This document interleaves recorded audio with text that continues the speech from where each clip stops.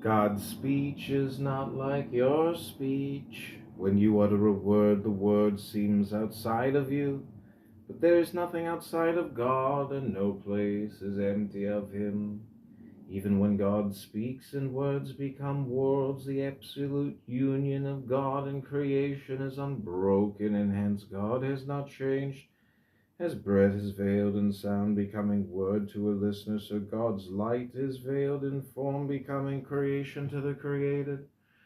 God perceives no other, for everything is God without distinction. This is what is meant when it is written that darkness and light are the same to God. Even the shells of self are not other than God, just as a turtle's shell is not other than the turtle. Thus it is written, Yahweh is Elohim.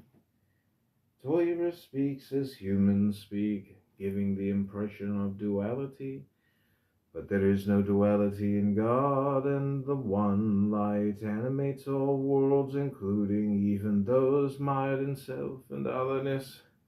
Unawakened selves are called other gods, their otherness falsely derived from their imagined distance from God. Perceiving nothing but themselves, they proclaim themselves gods, saying, I am, and there is nothing besides me.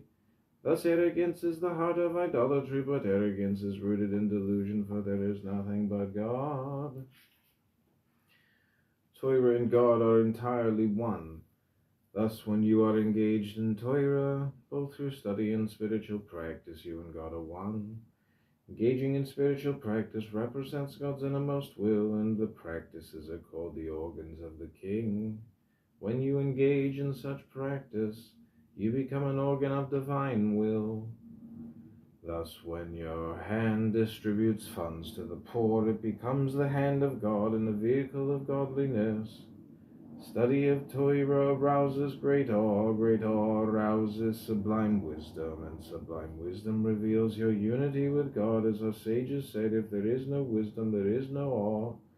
You may not immediately achieve such awe, yet even so do not abandon the practices, for they can transform you over time. Creation is the interplay of opposites.